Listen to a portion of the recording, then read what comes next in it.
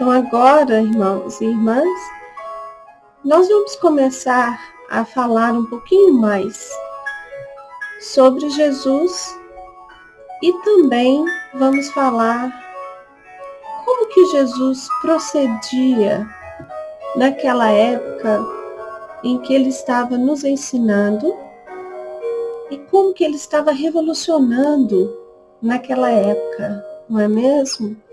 Porque Jesus, da mesma forma que ele estava nos mostrando quem ele era e como que ele reagia a todas as formas, a todas as maneiras de como que o povo estava procedendo. Então, qual era a missão de Jesus? O que ele estava trazendo para todos nós naquele momento, né? A maneira como Jesus estava transformando o ensinamento dele naquele momento, naquela época, e quais as formas que ele estava ensinando, como que o povo estava reagindo aos ensinamentos de Jesus. Em João, no capítulo 2, Jesus disse assim, nós vamos ler o Novo Testamento traduzido por Haroldo Dutra Dias.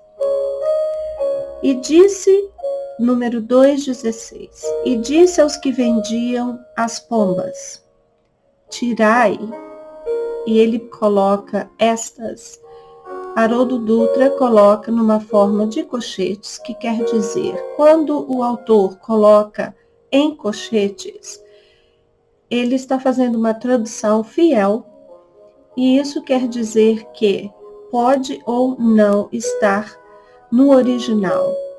Quando nós lemos a Bíblia, nós sabemos que a Bíblia, ela passou por várias mãos e foi analisada, porque a Bíblia, eu estou dando essa explicação para que todos entendam, que a Bíblia, como nós conhecemos, ela tem um ponto comum, que ela vai do início até o fim.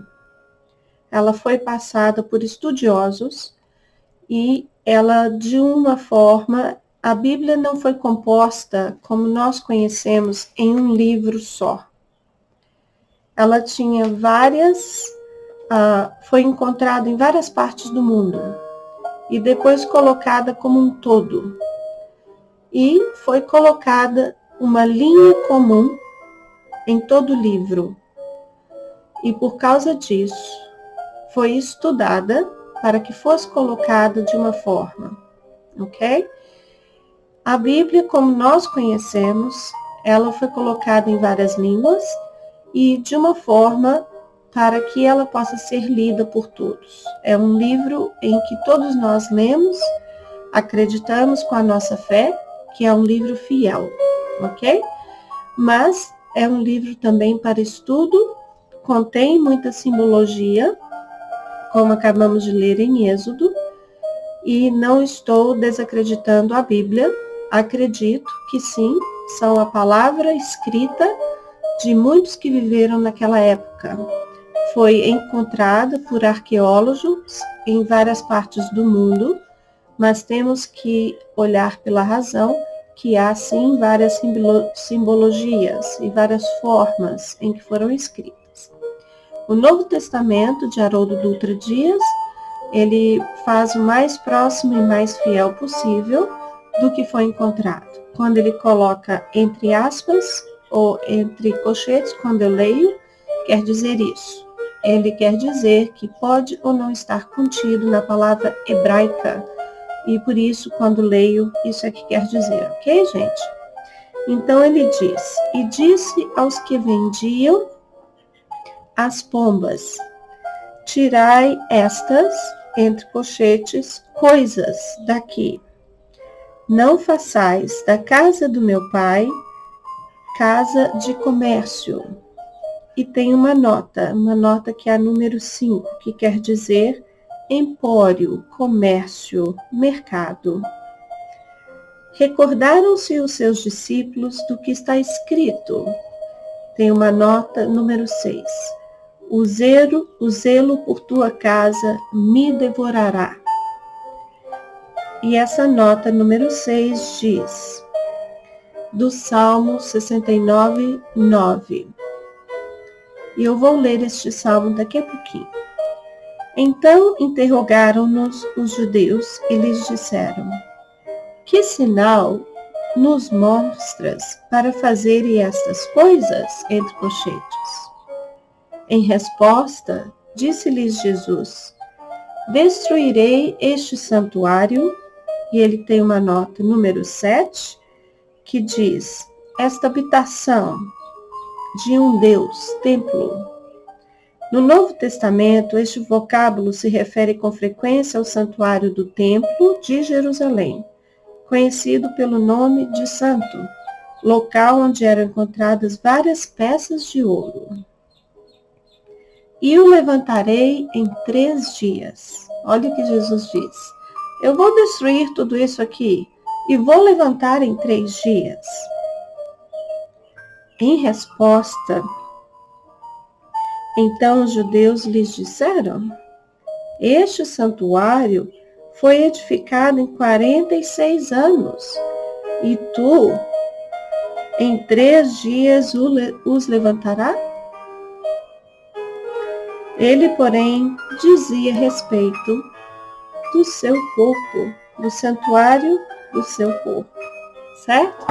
Então, imagina bem, Jesus fazia tais afirmações e os seus discípulos ficaram extasiados, né?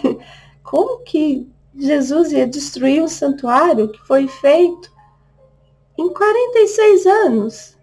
Como que você vai destruir isso aqui em 3 dias e vai levantar, né? Como que eles poderiam compreender isso? No Salmo 69, 9 diz: pois o zelo da tua casa me consumiu, e as injúrias do que te ultrajam caem sobre mim. Então o profeta em Salmos já dizia que as injúrias, então ele já dizia a respeito de Jesus, que Jesus ficou bravo ao ver o que eles estavam fazendo com a casa do Senhor Deus. Uma casa de mercado, de venda de pombas, de comércio de moedas, não é? Nós vamos falar sobre isso um pouquinho mais adiante. O que isso causou a Jesus? Por que Jesus ficou tão bravo com tudo isso, né? Então, ele não entendia, os discípulos não conseguiam compreender, mas Jesus já sabia por que ele estava dizendo isso. Quando ele diz: eu vou destruir esse templo e em 3 dias eu vou levantá-lo novamente. Por que Jesus falava isso, né? Nós hoje já sabemos, nós já temos essa consciência, por que Jesus estava profetizando isso, né? Jesus então já estava preparando os seus discípulos para o que ia vir a acontecer, ele já sabia do que ia vir passar com ele, não é mesmo? Então, essa é uma outra passagem das coisas que Jesus dizia, né? Como é que Jesus preparava os seus discípulos? Mas os discípulos não tinham ainda aquele discernimento para entender, não é mesmo? O que Jesus estava querendo dizer com aquilo tudo. Nós vamos então parar por aqui e passar para um novo vídeo, está bem?